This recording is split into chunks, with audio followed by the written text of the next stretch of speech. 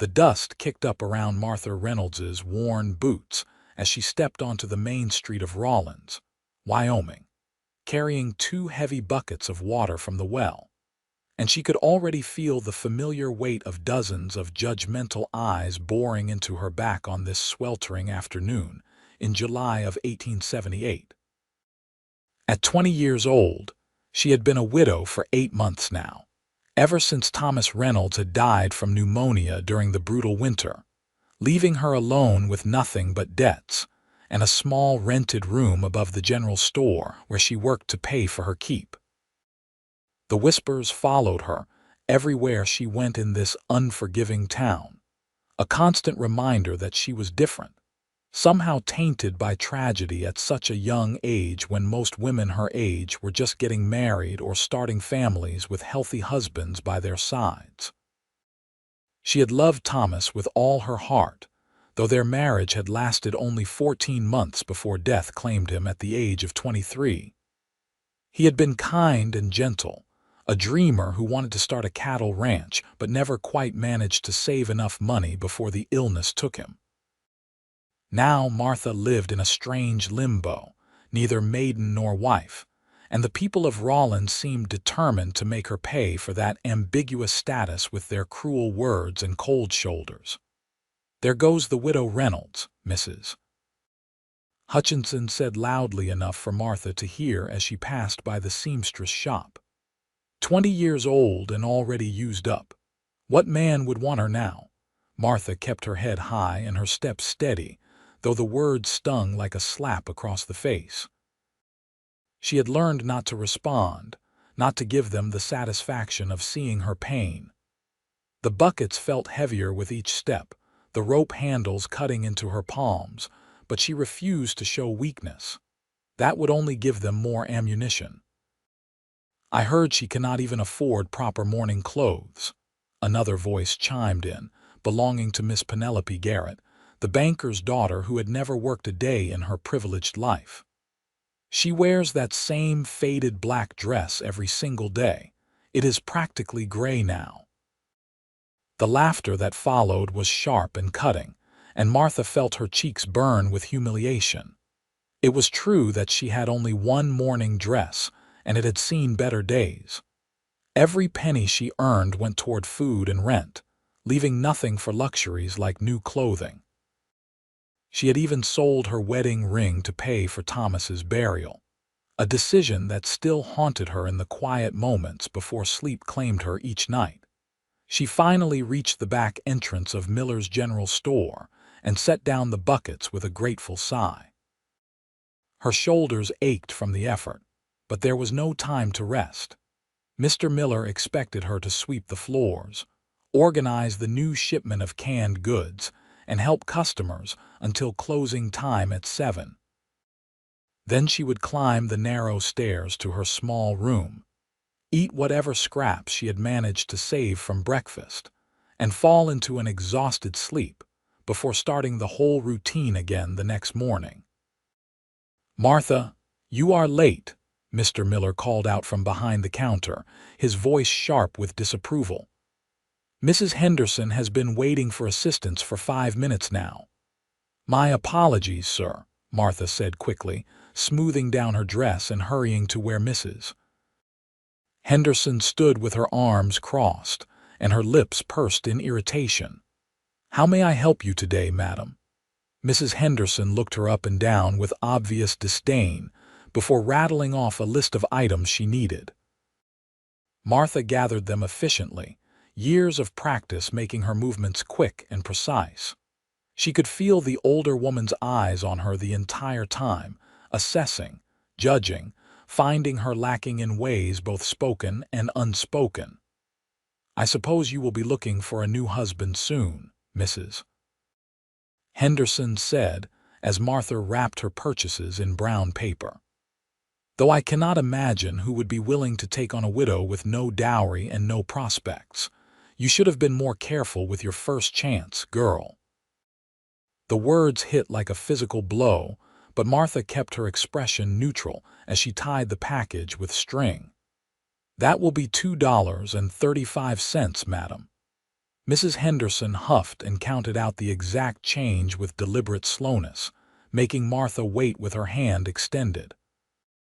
Finally, she dropped the coins into Martha's palm and swept out of the store without another word, leaving Martha standing there with her hand still trembling slightly from the effort of maintaining her composure. The rest of the afternoon passed in a blur of similar encounters. Every customer seemed to have an opinion about her situation, and none of them were kind. By the time Mr. Miller locked the front door and dismissed her for the evening, Martha felt hollowed out, scraped raw by the constant barrage of cruelty disguised as concern or simple observation. She climbed the stairs to her room and sat on the edge of her narrow bed, staring at the faded wallpaper and trying not to cry. She had shed so many tears already for Thomas, for their lost dreams, for the future they would never have together. Now she cried for herself, for the loneliness that pressed down on her chest like a physical weight, for the knowledge that this might be her life forever, existing on the margins of society, neither fully part of the community nor completely cast out from it. A knock on her door startled her out of her misery. She wiped her eyes quickly and opened it to find Mrs. Patterson, the elderly woman who rented the room next to hers. Unlike most of the town's residents, Mrs. Patterson had always been kind to Martha, offering small gestures of friendship that meant more than the old woman probably realized. "I made too much stew tonight," Mrs. Patterson said, holding out a covered bowl that was still warm. "I thought you might help me finish it so it does not go to waste." Martha knew this was a polite fiction, that Mrs. Patterson had deliberately made extra food because she worried about Martha's thin frame and hollow cheeks, but she was too grateful to refuse. "Thank you," she said, her voice thick with emotion. "That is very kind of you." Mrs. Patterson patted her hand gently. "You are a good girl, Martha Reynolds. Do not let this town's gossips convince you otherwise. Your worth is not determined by their small minds and smaller hearts." After Mrs. Patterson left, Martha ate the stew slowly, savoring every bite. It was the best meal she had eaten in weeks, and she felt some of her strength returning with each spoonful. Maybe Mrs. Patterson was right. Maybe she did have worth beyond what the people of Rawlins believed. But it was hard to hold onto that conviction when the whole world seemed determined to prove otherwise. The next morning dawned hot and bright, promising another scorching summer day. Martha rose early, washed her face in the basin, and braided her dark hair into a simple style that would keep it off her neck in the heat. Her dress was clean but worn, the black fabric faded to charcoal gray in places where the sun had bleached it during her daily walks to and from the well. She looked at her reflection in the small mirror above her dresser and barely recognized the woman staring back at her. When had she become so thin, so pale, so defeated? She shook off the melancholy and headed downstairs to begin her morning chores. Mr. Miller was already in the store, unpacking a new shipment of goods that had arrived on yesterday's stagecoach. He barely acknowledged her presence as she grabbed the broom and began sweeping the floor, the rhythmic motion almost meditative in its simplicity. The bell above the door chimed around mid-morning, and Martha looked up to see a stranger enter the store. He was tall, well over 6 feet, with broad shoulders and a lean, muscular build that spoke of hard physical labor. His hair was dark brown and slightly too long, curling at the collar of his faded blue shirt, and his face was tanned from long hours in the sun. He wore typical cowboy attire, worn denim pants, scuffed leather boots, and a hat that had seen better days. But it was his eyes that caught her attention, warm hazel eyes that seemed to take in everything with a quiet intelligence and a hint of humor. "Good morning," he said, his voice deep and pleasant. "I am looking for supplies. Just rode into town and I will be staying for a while." Mr. Miller bustled over immediately, his demeanor changing from gruff to ingratiating in an instant. "Welcome, welcome. We have everything you might need. I am Edgar Miller, owner of this establishment. Are you passing through or looking for work?" "Carter Lawrence," the stranger said, extending his hand for a shake. "I am the new foreman at the Double B Ranch just north of town. Mr. Brennan hired me to help expand his operation." Martha continued sweeping, but she could not help listening to their conversation. The Double B was one of the largest ranches in the area, and the foreman position was highly coveted. This Carter Lawrence must be quite skilled with cattle and horses to have earned such a role. "Excellent, excellent," Mr. Miller said, practically rubbing his hands together with glee at the prospect of a steady customer with money to spend. "What can I get for you today?" Carter rattled off a list of items, everything from coffee and flour to rope and nails. As Mr. Miller gathered the supplies, Carter's gaze wandered around the store and landed on Martha. She felt his eyes on her and looked up, expecting to see the same judgment and pity she saw in everyone else's faces. Instead, he offered her a small, friendly smile and tipped his hat slightly in acknowledgement. The simple gesture of respect caught her so off guard that she forgot to look away, and for a moment, they just stared at each other across the dusty store. Then Mr. Miller called for her assistance, and the spell was broken. "Martha, come help me carry these supplies to the counter," Mr. Miller ordered. She set aside the broom and hurried to obey, gathering cans of beans and bags of flour. As she worked, she was acutely aware of Carter's presence just a few feet away, his tall frame somehow making the store feel smaller and more crowded than usual. "Martha," Carter said suddenly, trying out her name. "That is a good, solid name." She glanced up at him, startled that he was speaking directly to her. "Thank you, sir." "No need for formality," he said with another one of those easy smiles. "Just Carter will do fine. Are you Mr. Miller's daughter?" "No, sir, I mean Carter," she corrected herself quickly. "I work here."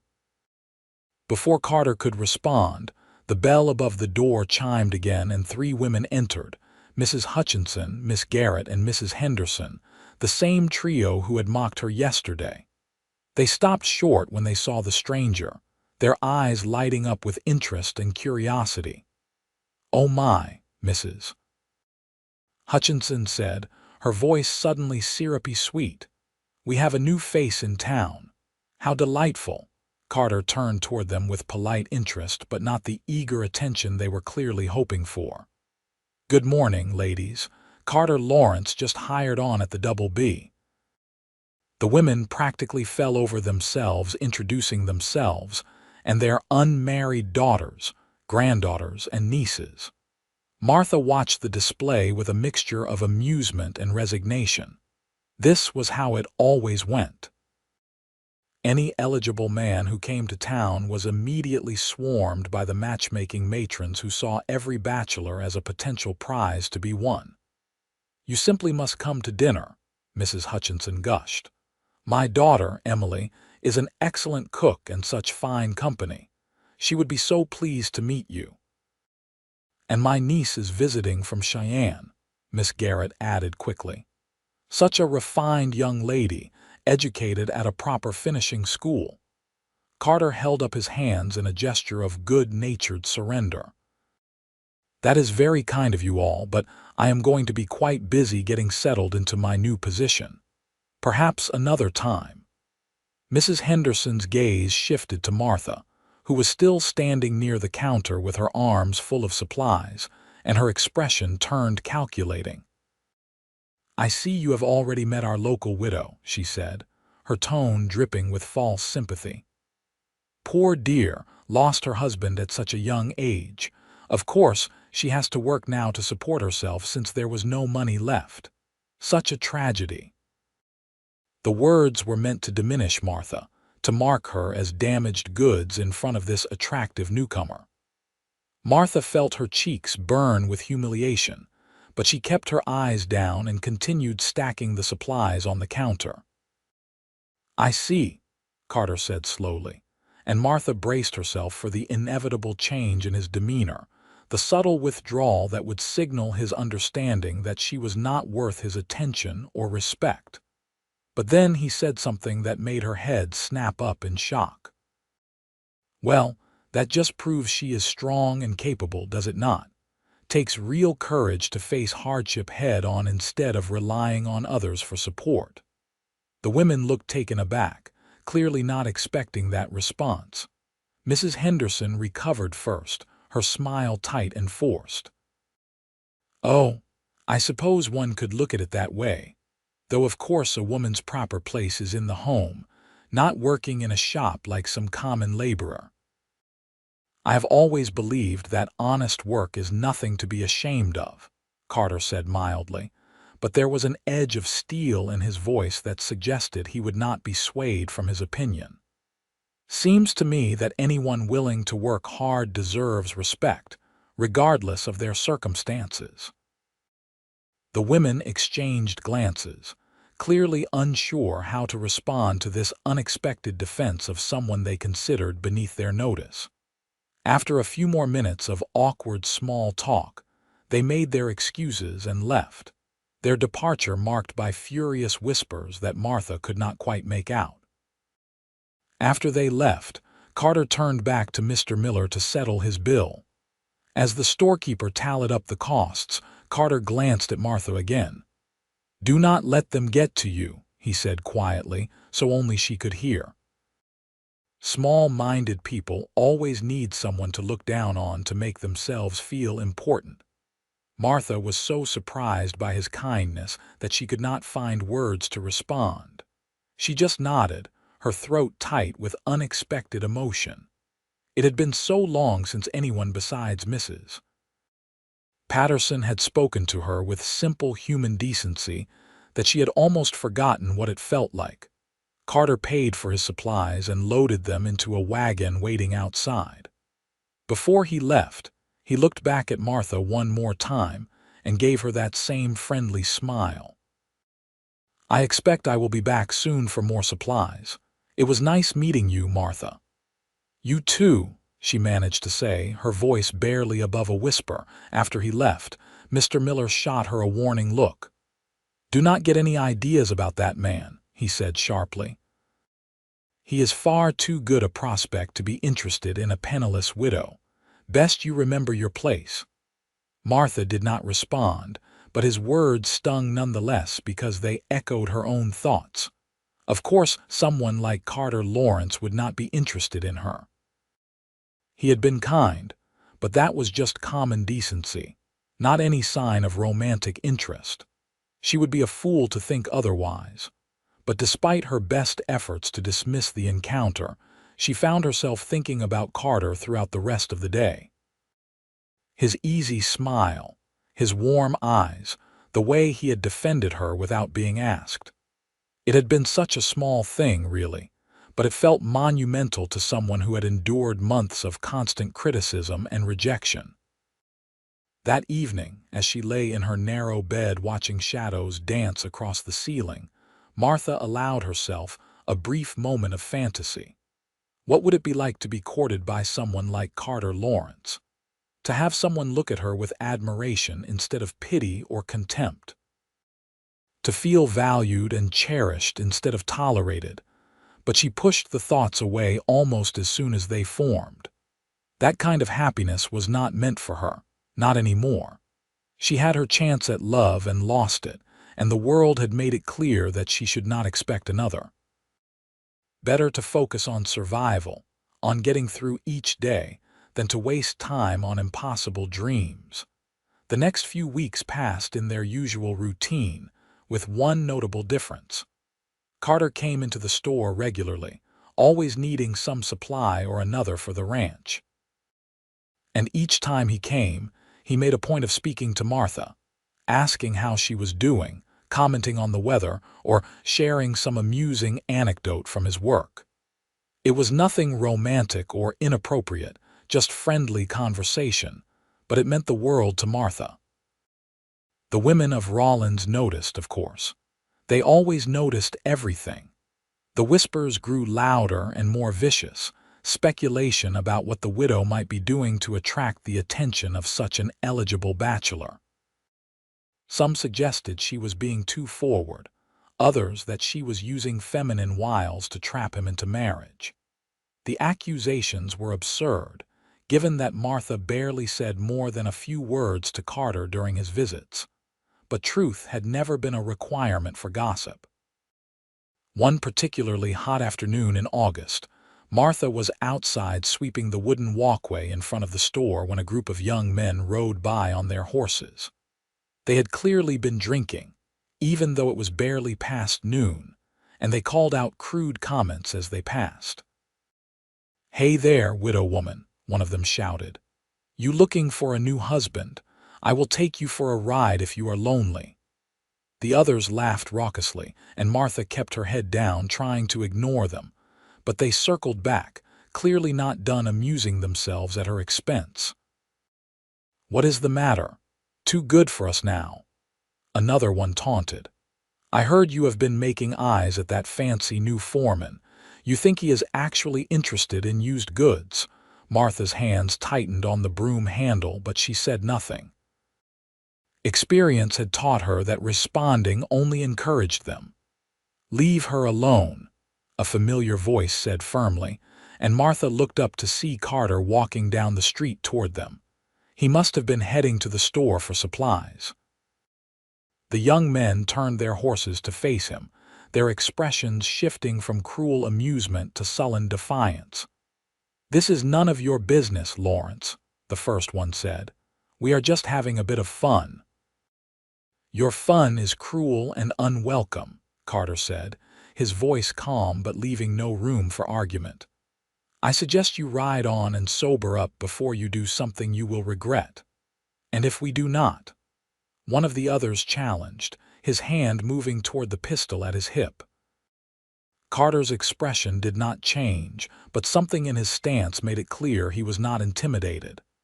"Then you will find out just how serious I am about treating people with respect. Your choice, boys." For a long moment, tension hung thick in the air.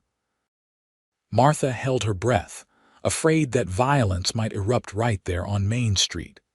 But finally, the young men seemed to think better of their bravado. With muttered curses and dark looks, they wheeled their horses around and rode off toward the saloon at the far end of town. Carter watched them go before turning to Martha.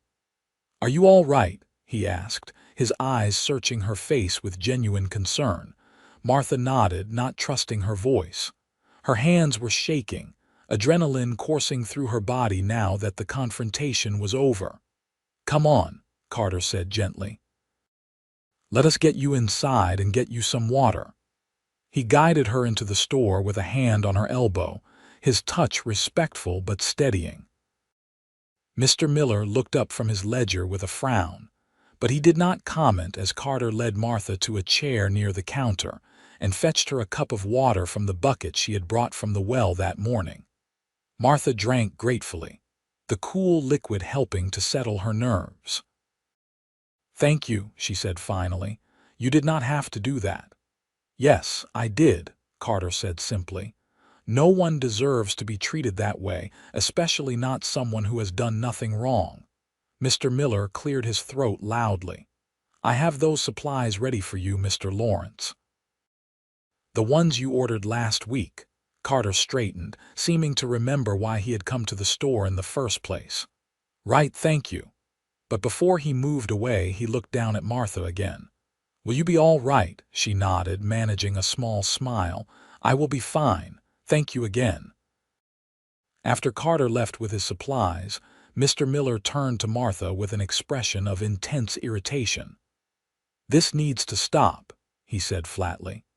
"You are causing problems by attracting too much attention. First those rowdy boys, and now you have the new foreman acting as your protector." "People are talking." "I have not done anything," Martha protested weakly. "I have never encouraged any attention." "It does not matter what you have or have not done," Mr. Miller snapped. The perception is what matters.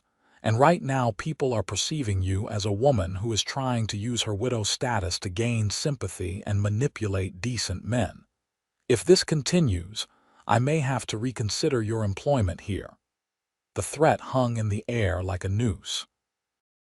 Martha felt panic rising in her chest because without this job she had nothing. No money, no shelter, no way to survive. "Please," she said desperately, "I need this position. I will do whatever you ask. I will work longer hours, take lower wages, anything." Mr. Miller considered her for a long moment before nodding curtly. "See that you keep a more appropriate distance from customers, especially male ones. I cannot have my store becoming the subject of scandal." Martha agreed, though the unfairness of it burned in her chest. She had done nothing to encourage attention, nothing to warrant the gossip and speculation. But that did not matter in a world where a woman's reputation was everything and could be destroyed by forces completely beyond her control. That evening, as she sat in her room eating a meager dinner of bread and cheese, Martha heard a soft knock on her door. She opened it to find Mrs. Patterson standing there with her usual kind expression.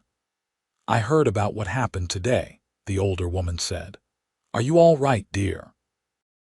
Martha felt tears prick her eyes at the simple question. "I do not know," she admitted. "I feel like I am drowning, and no matter how hard I try to stay afloat, the waves just keep coming. Mrs. Patterson pulled her into a gentle hug, and Martha finally let herself cry, all the fear and frustration and loneliness pouring out in great, heaving sobs. The older woman just held her and made soothing sounds until the storm passed. "Listen to me, Mrs. Patterson said when Martha had calmed down enough to listen. "You are stronger than you know, and you deserve happiness just as much as anyone else in this town. Do not let them convince you otherwise." "But what if Mr. Miller fires me?" Martha asked, her voice small and afraid. "What will I do then?"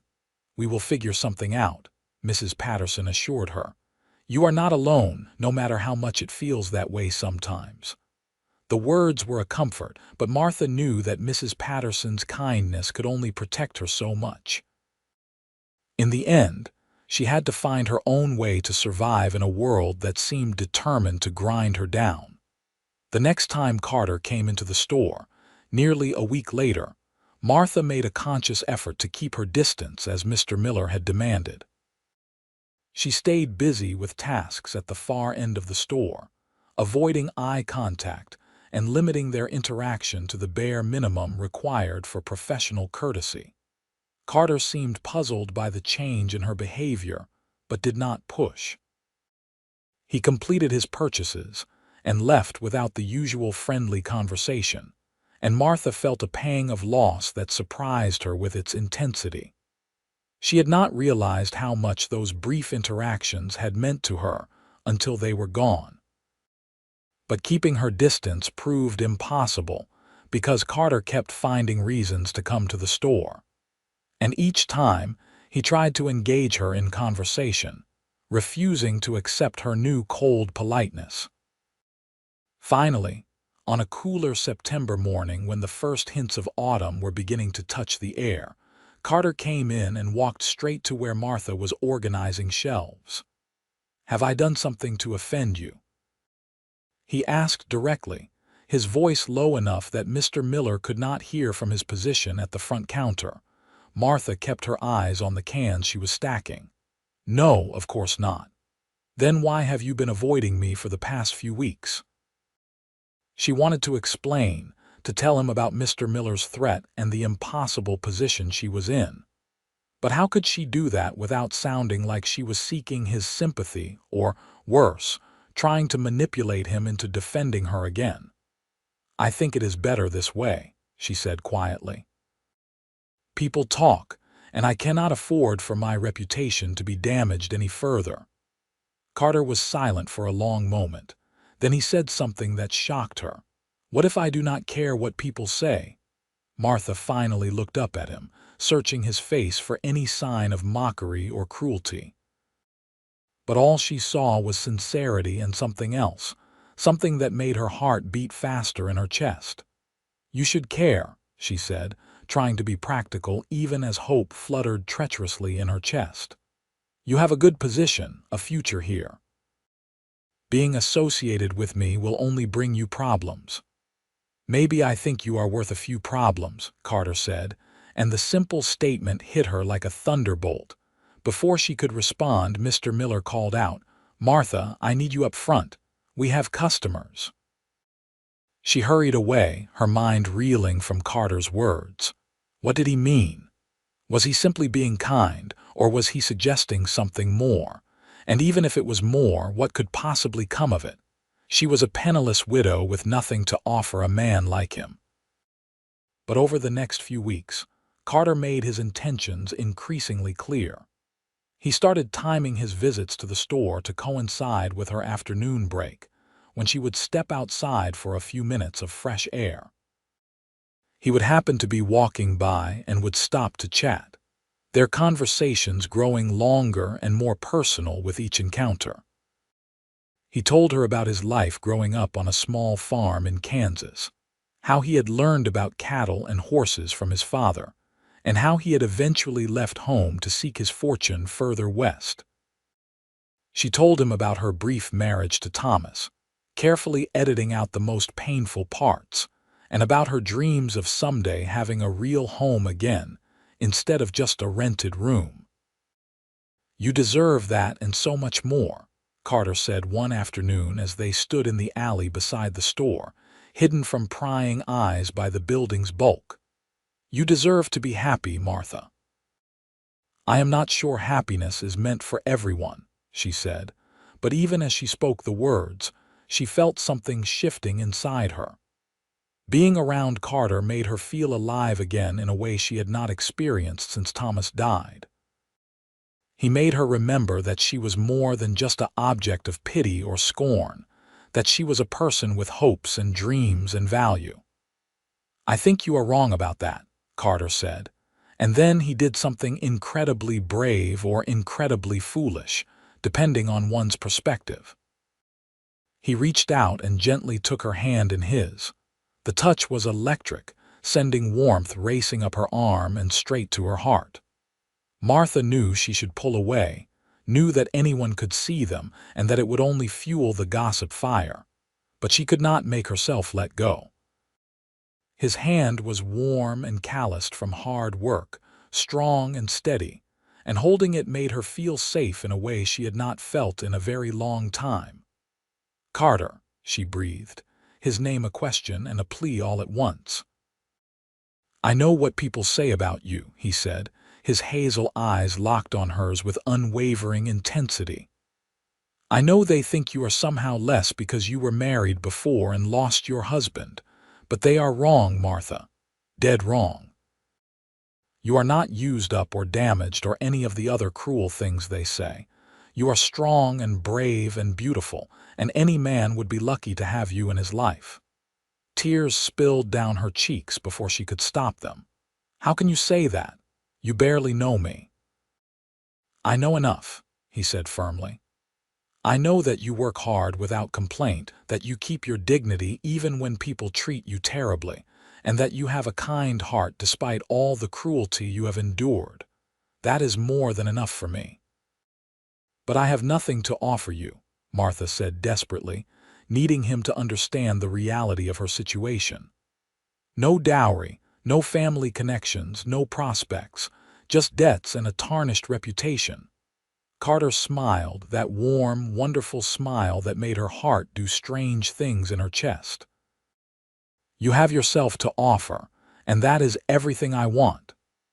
He lifted her hand to his lips and pressed a gentle kiss to her knuckles, a gesture so sweet and romantic that Martha felt like she might faint from the sheer intensity of the emotion flooding through her. "I am courting you, Martha Reynolds," Carter declared. "Officially and publicly, so there is no confusion about my intentions. I am going to court you properly, and if you will have me, I am going to marry you and give you that home you have been dreaming about." Martha could hardly believe what she was hearing. It seemed too good to be true, like a fairy tale that would surely shatter the moment she tried to hold on to it. What if people try to stop us? What if they make trouble for you at the ranch? Let them try, Carter said with absolute confidence. Mr. Brennan hired me because I am good at my job, and I will continue to be good at it regardless of who I choose to court. And as for the rest of this town, well, they can mind their own business or not. It makes no difference to me. Over the next few days, Rawlins erupted with gossip about Carter Lawrence's shocking decision to court the widow Reynolds. The reaction was exactly as Martha had feared. Some people were merely scandalized, clutching their pearls and whispering behind their hands about the impropriety of it all. Others were openly hostile, making their disapproval known in cutting remarks and cold shoulders. Mrs. Hutchinson accosted Martha outside the store one afternoon, her face red with indignation. "You should be ashamed of yourself," she hissed. "Using your wiles to trap that poor man when there are so many more suitable young ladies available. Have you no decency?" Martha had learned from Carter's example and stood a little straighter, meeting the older woman's gaze without flinching. "Mr. Lawrence makes his own decisions," she said calmly. "I have neither trapped him nor used any wiles. He chose to court me of his own free will." "We shall see how long that lasts," Mrs. Hutchinson snapped before storming away, but Carter proved as good as his word. He courted Martha openly and enthusiastically, seemingly oblivious to or unconcerned by the social consequences. He took her on walks through town, escorted her to church on Sundays, and even brought her flowers from the meadow near the ranch, simple wildflowers that meant more to her than the fanciest roses ever could. Mr. Miller was furious about the situation, but could not actually fire Martha without a legitimate reason, and she was careful to continue performing her duties impeccably. He settled for making snide comments and giving her the worst tasks, but Martha endured it all with patience because she had something precious to sustain her now. Hope. Carter introduced her to his world slowly and carefully. One Sunday, he brought her out to the Double B Ranch to meet his employer and see where he worked. The ranch was sprawling and impressive, with a large main house, several barns, and extensive corrals filled with cattle and horses. Mr. Brennan, the ranch owner, was a grizzled man in his 50s with sharp eyes and a no-nonsense demeanor. Martha was nervous about meeting him, worried that he would disapprove of her relationship with his foreman, but he surprised her by shaking her hand firmly and saying, "Carter tells me you are a hard worker. That is good enough for me. Any woman who earns her own keep has my respect." The simple acceptance nearly brought tears to her eyes. She had grown so accustomed to judgment and rejection that straightforward kindness felt almost foreign. Carter showed her around the ranch, his pride in his work evident in the way he talked about the cattle breeding program he was implementing and the improvements he had planned for the property. Martha found herself caught up in his enthusiasm, asking questions and genuinely interested in the answers. "Could you be happy here?" Carter asked as they stood at a fence watching the sun set over the rolling hills. "Living on a ranch, I mean. It is hard work and sometimes lonely." Martha looked at the land stretching out before them, wild and beautiful and full of possibility. Then she looked at Carter, at his honest face and hopeful eyes, and knew her answer. "I could be happy anywhere with you." Carter's face lit up with joy, and he pulled her into his arms right there in the open, not caring who might see. "Then marry me, Martha. Be my wife and let me spend the rest of my life proving to you that you are perfect just as you are." "Perfect," Martha laughed through her tears. "I am far from perfect, Carter Lawrence." "You are perfect to me," he insisted, holding her face between his hands so she had to look into his eyes. "Every part of you, every experience you have had, everything that makes you who you are. You are exactly what I want, exactly what I need. Please say yes." Martha had never been one for dramatic gestures or impulsive decisions. Her marriage to Thomas had been sensible and practical, based on mutual affection and compatible goals. But standing there in Carter's arms with the Wyoming sunset painting the sky in shades of gold and crimson, she felt something she had never experienced before, absolute certainty that this was right, that this man was her future, that saying yes would be the best decision of her life. "Yes," she said, the word coming out as barely more than a whisper. "Yes, I will marry you." Carter let out a whoop of joy that startled the nearby cattle and lifted her right off her feet, spinning her around in a circle while she laughed with pure, unrestrained happiness. When he finally set her down, he kissed her for the first time, a sweet, tender kiss that held the promise of all the kisses to come.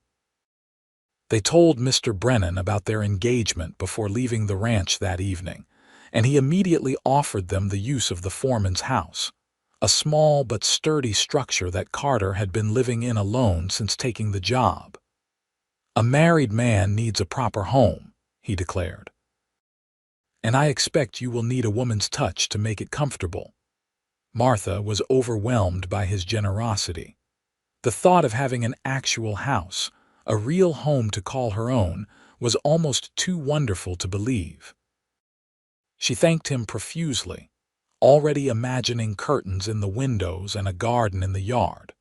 News of their engagement spread through Rawlins like wildfire, and the reactions were predictably mixed. Carter's friends at the ranch were happy for him, slapping him on the back and offering congratulations. The local minister agreed to perform the ceremony without any hesitation, having always thought Martha had been treated unfairly by the congregation. But the gossiping women of the town were outraged, viewing Martha's triumph as a personal affront. "She has no right to such happiness," Miss Garrett complained loudly in the street where Martha could hear her. "She is a widow. She has already had her chance at marriage. She should step aside and let more deserving girls have a turn." Martha tried not to let the comments bother her, but they still stung. Carter, however, had no such restraint. When he heard Miss Garrett's remarks, he walked right up to her on Main Street and said in a voice loud enough for half the town to hear, "Martha is more deserving of happiness than anyone I have ever met. She has faced loss and hardship with grace and courage, and she has every right to a second chance at love. If you cannot be happy for her, then I suggest you examine your own heart and ask yourself why someone else's joy threatens you so much." Miss Garrett sputtered and turned red, but she had no response to that logic. She hurried away with her skirts swishing indignantly, and Carter just shook his head before continuing on his way. Martha, who had witnessed the exchange from inside the store, felt a surge of love so intense it nearly knocked her over. This man, this wonderful, brave, kind man had chosen her, had looked at all her flaws and scars and burdens and said she was perfect. How had she gotten so lucky? They decided on a simple ceremony to be held in late October, giving Martha time to save a little money for a new dress and Carter time to make some improvements to the house. Martha gave her notice to Mr. Miller, who accepted it with barely concealed relief. She would work until her wedding day and then begin her new life as Mrs. Carter Lawrence. The weeks leading up to the wedding were some of the happiest of Martha's life, but they were not without challenges. The continued hostility from certain members of the community wore on her nerves, and there were moments when she wondered if she was being selfish by accepting Carter's proposal. He deserved someone who could bring him social connections and financial advantages, not a woman whose presence in his life would only create problems. She voiced these concerns to Carter one evening as they sat on the porch of the foreman's house, their house now, planning the future together. He listened patiently to her worries, and then he took both her hands in his. "Martha, look at me," he said gently but firmly. "I am going to say this one more time, and I need you to really hear it and believe it. I do not want social connections or financial advantages. I do not want some pampered society girl who has never worked a day in her life. I want you. I want your strength and your kindness and your courage. I want to wake up every morning next to someone who understands what it means to face adversity and come out the other side. I want to build a life with someone who knows the value of what we are creating together, because she has lost everything and rebuilt from nothing. That is you, Martha. You are what I want." His words finally penetrated the layers of doubt and insecurity that had built up over the months of abuse and rejection. Martha felt something inside her shift and settle, a fundamental acceptance of the truth he was offering her. She was worthy of love. She was worthy of happiness. And she was going to grab onto both with both hands and never let go. "I love you," she said, the words spilling out before she could second-guess them. "I love you so much, Carter Lawrence," his face transformed with joy. "I love you too, Martha Reynolds, soon to be Martha Lawrence."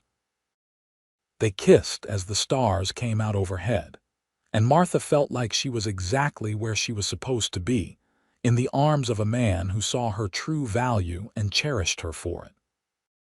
The wedding day arrived with crisp autumn weather, the sky a brilliant blue and the air sharp with the promise of coming winter. Martha wore a simple but lovely dress that Mrs. Patterson had helped her sew, a soft blue cotton that brought out the color in her eyes. She had no family to attend, her parents having died when she was young and Thomas's family having cut her off after his death. But Mrs. Patterson stood with her as a witness and friend. Carter waited at the front of the small church, looking impossibly handsome in his best clothes with his hair neatly trimmed and his face glowing with happiness. When Martha walked down the aisle on Mrs. Patterson's arm, his eyes never left her face, and the love she saw there made her feel like the most beautiful woman in the world. The ceremony was brief but meaningful. The minister spoke about the sanctity of marriage and the importance of choosing a partner who would stand by you through all of life's trials. Carter and Martha exchanged vows, their voices strong and clear, promising to love and honor each other for the rest of their lives. When the minister pronounced them husband and wife, Carter kissed her with such enthusiasm that several people in the small congregation laughed. Martha did not care. She was married to the man she loved, and nothing else mattered. The reception was held at the ranch, with Mr. Brennan generously providing food and drink for the celebration. Not everyone from town attended, of course, but those who did come were the people who truly mattered, friends who were happy for them rather than judgmental gossips looking for reasons to criticize. As the sun set and the party continued, Carter pulled Martha aside and led her to their house, their home. He had been working on it for weeks, making repairs and improvements, and now he wanted to show her the final result. Martha gasped when she stepped inside. The main room was clean and bright, with new curtains on the windows and a cheerful rug on the floor. The furniture was simple but sturdy, and there was a bouquet of wildflowers on the table, just like the ones Carter had brought her during their courtship. "Welcome home, Mrs. Lawrence," Carter said, wrapping his arms around her from behind and resting his chin on top of her head. "Home," Martha repeated, savoring the word. She had a home again, a real home with a husband who loved her and a future that stretched out before them full of possibility. That night, they consummated their marriage with tenderness and passion, exploring each other slowly and learning what brought pleasure. Martha had been intimate with Thomas, but this felt different, deeper somehow. With Carter, she felt completely safe and cherished, free to be vulnerable in a way she had never been before. Afterward, they lay tangled together in their bed, talking quietly about their plans for the future. Carter wanted to eventually buy his own ranch, and Martha wanted to help him achieve that dream. They talked about having children, maybe 3 or 4 if they were blessed, and about growing old together on their land. "You think you will ever regret choosing me?" Martha asked in a moment of vulnerability. Carter tightened his arms around her. "Never. Not for a single moment. You are the best thing that has ever happened to me, Martha Lawrence." And lying there in the darkness with her husband's heartbeat steady beneath her ear, Martha finally believed him. She let go of all the pain and shame the people of Rawlins had tried to make her carry. She was not a shameful widow to be pitied or mocked. She was a woman who had survived loss and found love again. She was Carter's wife, and she was going to build a beautiful life with him. The first months of their marriage were blissful. Martha threw herself into making their house a true home, sewing curtains and tablecloths, planting a small garden that would produce vegetables come spring, and learning to cook Carter's favorite meals. He came home each evening tired from long days working with the cattle and horses, but he always had energy to talk with her about his day and listen to her stories about her own activities. The people of Rawlins gradually adjusted to the reality of their marriage. Some remained hostile, refusing to acknowledge Martha when they passed on the street, but others slowly began to thaw. Mrs. Patterson visited often, delighted to see her friend so happy. And to Martha's surprise, a few of the other women in town, particularly those who worked for their living rather than relying on their husband's wealth, began to treat her with tentative friendliness. One of these women was Sarah Cooper, a young schoolteacher who had always been kind to Martha but had kept her distance to avoid social complications. After the wedding, Sarah made a point of inviting Martha to join a quilting circle she was organizing, a small but significant gesture of acceptance. Martha was nervous about attending the first meeting, worried that she would be met with hostility from the other women present. But Sarah had carefully chosen the participants, and everyone there was friendly and welcoming. They spent a pleasant afternoon piecing together quilt squares and chatting about everyday things, and Martha felt a sense of belonging she had not experienced since before Thomas's death.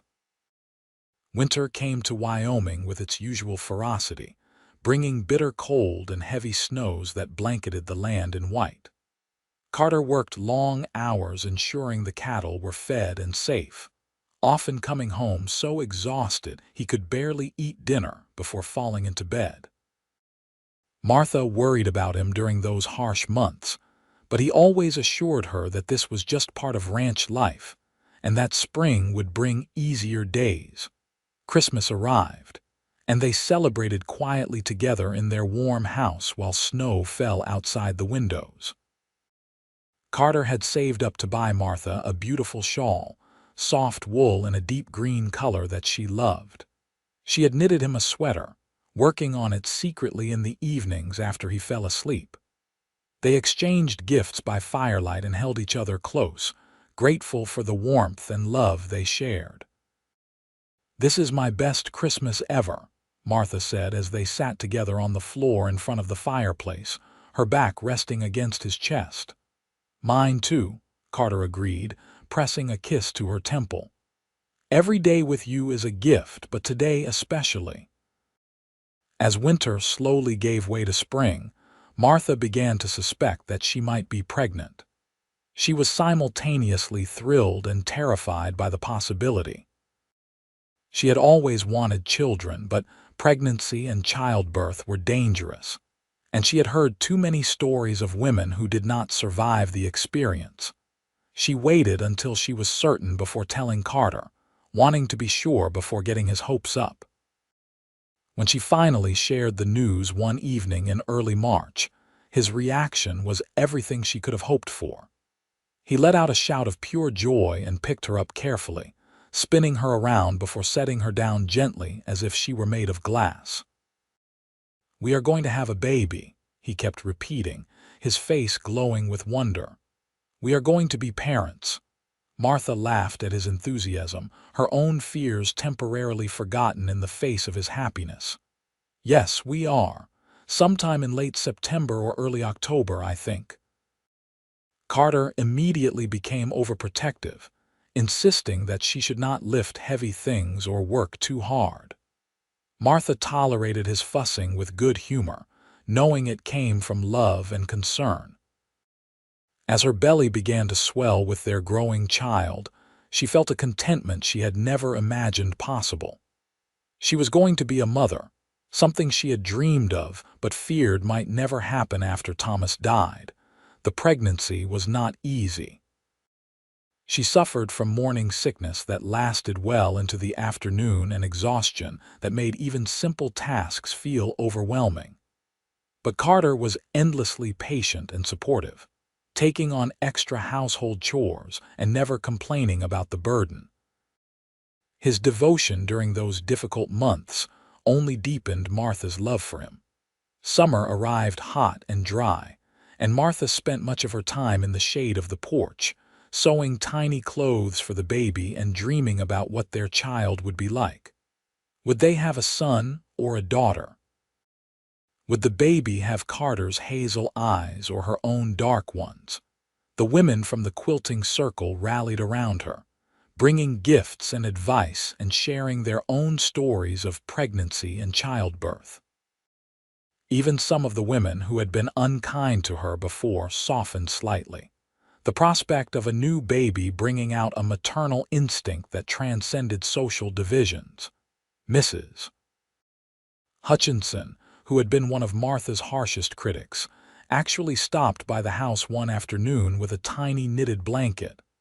"For the baby," she said stiffly, not quite meeting Martha's eyes. "Every child deserves a warm blanket." Martha accepted the gift graciously, understanding that this was as close to an apology as the proud woman could manage. "Thank you, Mrs. Hutchinson. This is very kind of you." As September approached, Martha grew increasingly nervous about the impending birth. She had arranged for the town midwife, Mrs. O'Brien, to attend her, and Sarah Cooper had volunteered to help as well. Carter wanted to be present, which was unusual but not unheard of, and Martha was grateful for his insistence. She could not imagine going through something so momentous without him by her side. Labor began on a cool evening in late September, starting with mild contractions that gradually intensified over the course of several hours. Carter sent for Mrs. O'Brien and Sarah while staying close to Martha, holding her hand and murmuring encouragement as the pain grew stronger. The birth was long and difficult, lasting through the night and into the next day. Martha had never experienced anything so painful or exhausting, but Carter never left her side, his presence a constant source of strength. When she felt like she could not go on, when the pain became so intense she thought she might die from it, he was there whispering that she was strong, that she could do this, that he loved her. Finally, after what felt like an eternity, Martha heard the most beautiful sound in the world, the lusty cry of a newborn baby. Mrs. O'Brien worked efficiently, cleaning the infant and checking to make sure everything was as it should be. "You have a son," the midwife announced with a smile, placing the tiny bundle in Martha's arms. "A healthy, strong boy." Martha looked down at her son through tears of joy and exhaustion. He was perfect, tiny and red-faced and absolutely perfect. He had a shock of dark hair, and when he briefly opened his eyes, she saw that they were a deep blue that might eventually turn to hazel like his father's. Carter leaned over them both, his own eyes wet with tears. "He is beautiful," he whispered in awe. "You did so well, Martha. I am so proud of you." They named him Thomas Carter Lawrence, honoring both Martha's first husband and his father. Martha had worried that Carter might object to giving their son her late husband's name, but he had insisted. "Thomas was part of your life, part of who you are," he had said when they discussed it. "Our son should carry that legacy." The first few weeks with a newborn were exhausting in an entirely different way than pregnancy had been. Thomas cried frequently, needing to be fed and changed and comforted at all hours. Martha was overwhelmed by the responsibility of keeping this tiny human alive, but Carter helped as much as he could, getting up in the middle of the night to walk with his son when the baby was fussy, changing diapers without complaint, and taking over household chores so Martha could rest when the baby slept. The people of Rawlins rallied around them in a way Martha had never experienced before. Women brought meals and offers of help.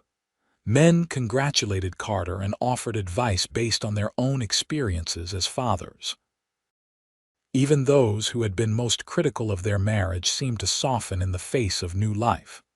As autumn progressed and winter approached again, Martha marveled at how much her life had changed in just a little over a year. She had gone from being a lonely, mocked widow to a beloved wife and mother with a home and a future. The pain of losing Thomas would always be part of her, but it no longer defined her. She had mourned and healed and found love again, proving that the human heart was capable of infinite resilience. Young Thomas grew from a tiny newborn into a chubby, happy baby who smiled easily and laughed at his father's silly faces. Carter was a devoted father, spending every spare moment with his son, teaching him about the world in ways the infant could not possibly understand yet, but that laid the foundation for the bond they would share. On their first wedding anniversary, Carter surprised Martha by presenting her with a deed. She unfolded the paper with trembling hands and read it carefully, her eyes widening as she understood what she was looking at. "You bought land?" she asked in disbelief. Carter nodded, barely able to contain his excitement. 200 acres just east of here. Mr. Brennan helped me secure a good price, and I have been saving every penny I could. It is ours, Martha, our land to build our ranch on." Martha threw her arms around him, laughing and crying at the same time. This was the dream they had talked about on their wedding night, the future they had planned together. And now it was real, tangible proof that their life together was everything they had hoped it would be. "When can we start building?" she asked eagerly. "Next spring," Carter said. "I will keep working for Mr. Brennan through the winter and save more money for materials. By this time next year, we should be living in our own house on our own land." True to his word, Carter spent the winter planning and saving. He drew up blueprints for their future home, a modest but comfortable structure with room for their growing family. Martha contributed ideas, suggesting a large kitchen where she could cook and bake, and a spacious porch where they could sit on summer evenings. When spring finally arrived, melting the snow and turning the world green again, Carter began building their house with help from friends he had made at the Double B Ranch. Mr. Brennan even gave him several days off to work on the project, understanding that a man needed to establish his own legacy. Martha watched the house take shape over the weeks, walls rising from the foundation, a roof going on, windows being installed. She walked the land with Thomas in her arms, showing him the place where he would grow up, though he was too young to understand. She planted the beginning of an orchard, young fruit trees that would take years to mature, but would eventually provide apples and peaches for her family. By summer, the house was complete enough to move into. It was not entirely finished. There were still improvements to be made and touches to be added, but it had walls and a roof and was theirs. They spent their first night in their own home lying on a blanket on the floor of the main room because their furniture had not been moved yet, but Martha had never been happier. "We did it," she whispered as they lay together under the stars visible through the window. "We built our dream." "We did," Carter agreed, pulling her close. "And this is just the beginning. We are going to build something incredible here, Martha. I can feel it." Over the next several years, they did exactly that. Carter built up a small but successful cattle operation, gaining a reputation for quality livestock and fair dealing. Martha managed the household and helped with the ranch work when she could, her strength and resilience proving valuable time and again. They had 2 more children, a daughter they named Caroline Elizabeth in 1881, and another son they called Matthew James in 1883. Their family grew and flourished on the land they had claimed together. The fruit trees Martha had planted began to bear fruit, and she sold preserves and pies to people in Rawlins, earning extra money that went toward improving their home and expanding their herd. The children grew healthy and strong, raised with love and the knowledge that they were precious beyond measure. The people of Rawlins eventually came to fully accept the Lawrence family. Martha's hard work and Carter's success made it impossible to maintain the old prejudices and gossip. She was no longer the widow Reynolds, but Mrs. Lawrence, the rancher's wife, a woman respected in her own right for her contributions to the community. One afternoon, in the summer of 1885, Martha stood on the porch of their home watching her children play in the yard. Thomas, now almost 6 years old, was teaching his younger sister how to throw a ball. Matthew toddled around on chubby legs, chasing butterflies. Carter was out checking the cattle but would be home soon for dinner. Mrs. Patterson, who had moved to a small house on their property in her old age, sat beside Martha in a rocking chair, knitting peacefully. "You have built a good life here," the older woman observed. "I am so proud of you, dear girl." Martha smiled, thinking back to that terrible time when she had felt so alone and hopeless.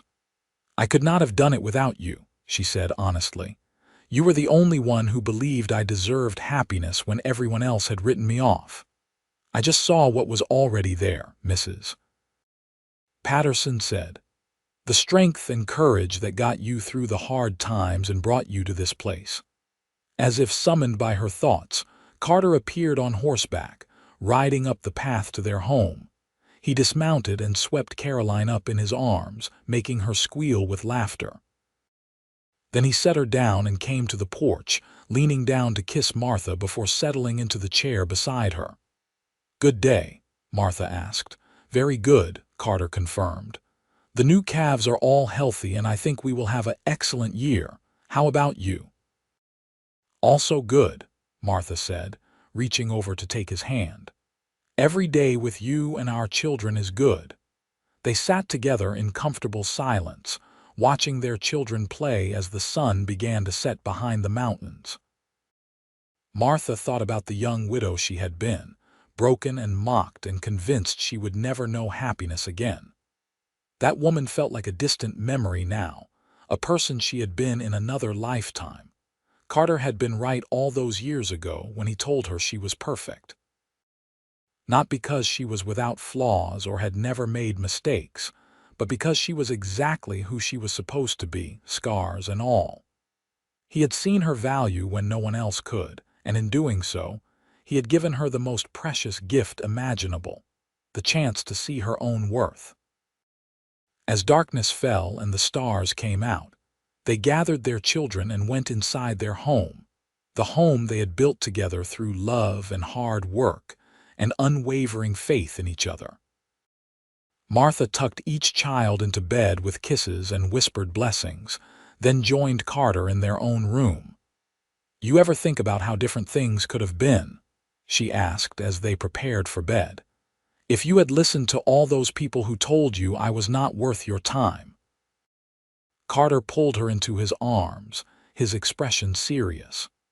"I thank God every day that I trusted my own judgment instead of their gossip. You are the best thing that ever happened to me, Martha Lawrence. You and our children are everything I could ever want or need." "You saved me," Martha said softly. "When I had given up hope, you showed me that I still had value, that my life was not over just because I had suffered loss. I will never be able to thank you enough for that." "You do not need to thank me," Carter said, tilting her chin up so he could look into her eyes. "Loving you has been the easiest and best thing I have ever done. You are my partner, my equal, my heart. We saved each other, I think. You made me understand what real love looks like, the kind that endures through hardship and grows stronger with time." They made love that night with the tenderness and passion that had only deepened over their years together. Afterward, lying in each other's arms, Martha reflected on the journey that had brought her to this moment. The grief of losing Thomas, the cruelty of the people who mocked her widowhood, the fear that she would spend the rest of her life alone and scorned, all of it had led her to Carter and to this beautiful life they had created together. As the years continued to pass, the Lawrence Ranch prospered and grew. They eventually bought more land, expanding their operation until they were one of the most successful ranches in the area. Their children grew up strong and capable, learning the value of hard work and the importance of treating all people with dignity and respect. Thomas became a skilled horseman who could gentle even the wildest Mustang. Caroline developed a talent for numbers and kept the ranch's financial records with meticulous precision. Matthew, the baby of the family, showed an early aptitude for understanding cattle and was clearly destined to be a rancher like his father. In 1888, they had one more child, a daughter they named Grace Ann, a surprise blessing that completed their family. Martha was 30 years old by then and felt incredibly fortunate to have 4 healthy children and a husband who still looked at her with the same love and admiration he had shown when they first met. The town of Rawlins continued to grow and change around them. The railroad brought more people and opportunities, and Wyoming moved toward statehood. Through it all, the Lawrences remained a constant, respected members of a community that had once rejected Martha so cruelly. Some of the women who had been most unkind to her eventually apologized, though it took years for them to work up the courage. Martha accepted their apologies graciously, understanding that people could change and grow just as she had. She bore no grudges, having learned that holding on to anger only poisoned your own happiness. Mrs. Patterson lived until 1890, passing away peacefully in her sleep at the age of 78. Her death hit Martha hard because the old woman had been her first friend in those dark days and had never wavered in her support. They buried her in the small cemetery on the ranch property, beneath a cottonwood tree where she could rest in the shade and look out over the land she had loved. As Martha stood at the grave after the funeral, Carter came up behind her and wrapped his arms around her waist. "She was very proud of you," he said quietly. "She told me once that watching you rebuild your life gave her hope that goodness still existed in the world." "I would not have survived without her kindness," Martha said, wiping tears from her cheeks. "She saw me as a person when everyone else only saw a shameful widow. That made all the difference." In the years that followed, Martha made it her mission to help other women who found themselves in difficult circumstances. When a young widow named Ellen arrived in Rawlins in 1892, alone and frightened after her husband died in a mining accident, Martha immediately took her under her wing. She helped Ellen find work and a place to live, and when people began gossiping about the new widow, Martha shut them down with a few well-chosen words about compassion and Christian charity. Ellen eventually married a local shopkeeper and lived happily ever after, but she never forgot Martha's kindness. It became a pattern, Martha looking out for women who were struggling, offering help and support without judgment.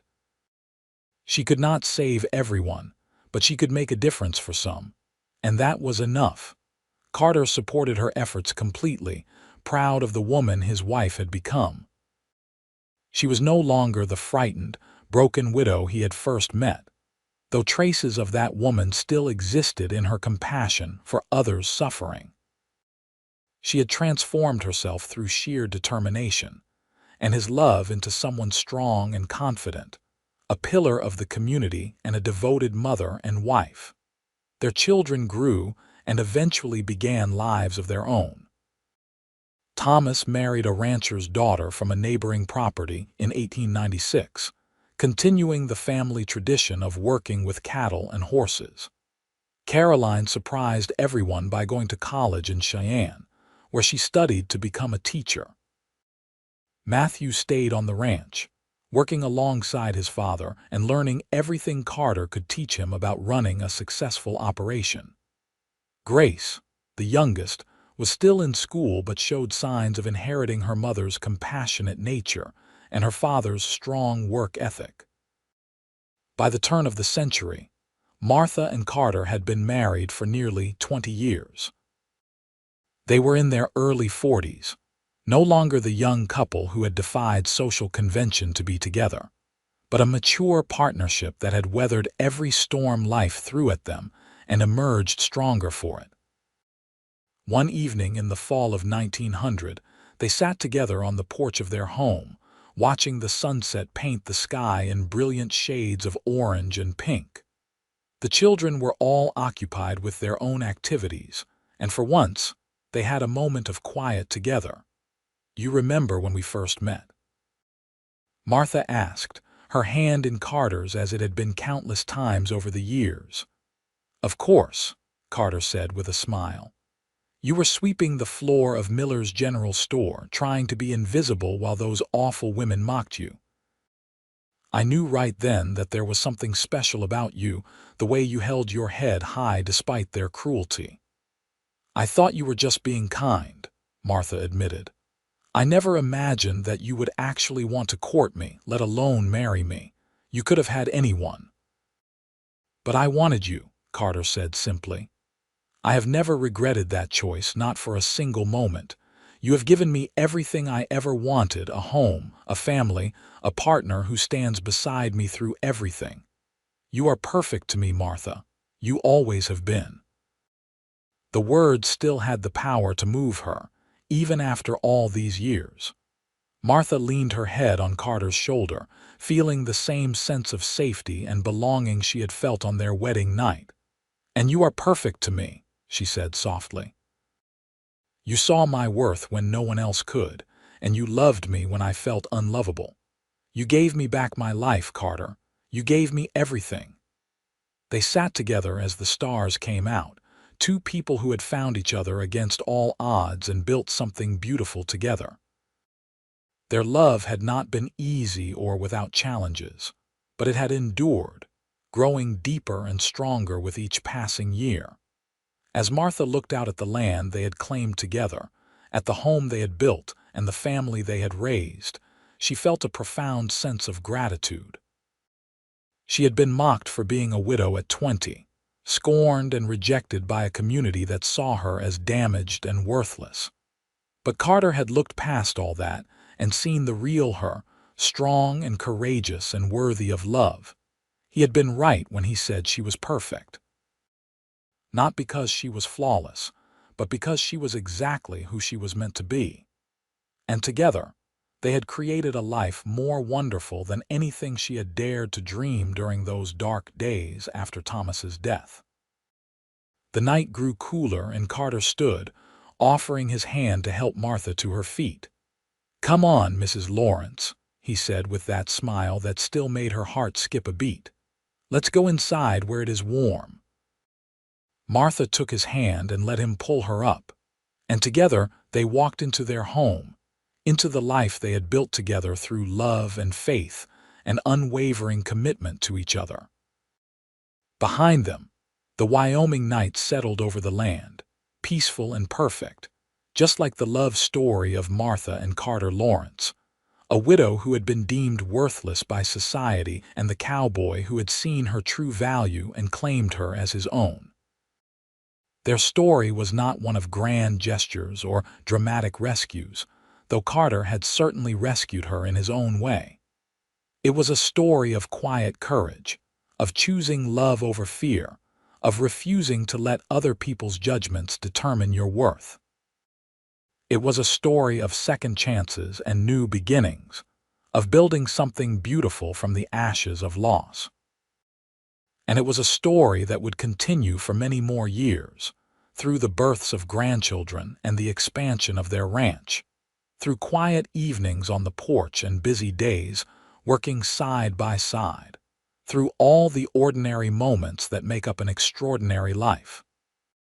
Because that was what love really was, not the dramatic declarations or perfect moments, but the choice to stand beside someone day after day, year after year, seeing them for who they truly are and choosing them anyway. Martha and Carter had made that choice, and it had transformed both of their lives in ways neither could have predicted. She had been a widow at 20, mocked and scorned and convinced her life was over.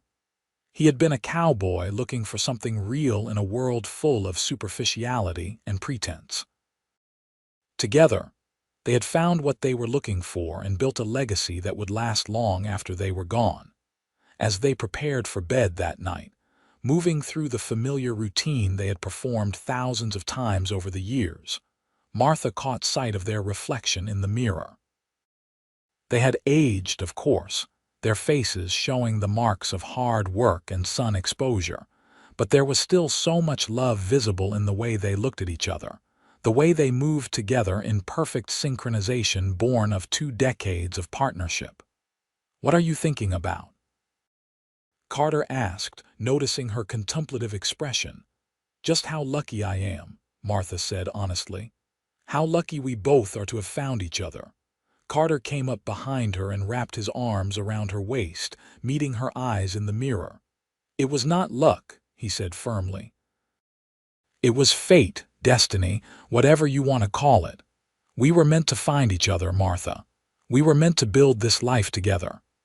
And as they climbed into bed and Carter pulled her close, Martha believed him. Their love had been tested by society's judgment, by financial hardship, by the normal stresses of building a life and raising a family. But it had survived everything, growing stronger and deeper with each challenge overcome. She fell asleep in her husband's arms, just as she had done thousands of times before, safe and warm and loved beyond measure. And if she dreamed that night, it was of sunsets over Wyoming hills, of children's laughter echoing through a home filled with warmth, and of hazel eyes that had looked at a broken widow and seen someone perfect.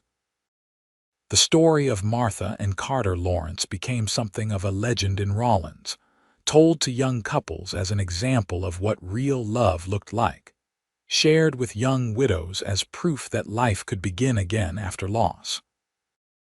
It was a reminder that your worth was not determined by other people's opinions, that second chances did exist, and that sometimes the most unexpected love was the truest kind.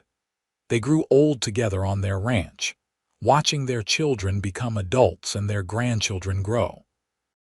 They celebrated 50 years of marriage in 1928, surrounded by 3 generations of family who existed because 2 people had been brave enough to choose love over convention. And when their time finally came, many years later, they left behind a legacy not of wealth or fame, but of love, courage, and the simple truth that every person deserves to be seen for who they truly are. Martha Reynolds, the widow who was mocked at 20, had become Martha Lawrence, a woman beloved by her family and respected by her community. And it had all started with a cowboy who looked at her and said 4 simple words that changed everything. "You are perfect to me."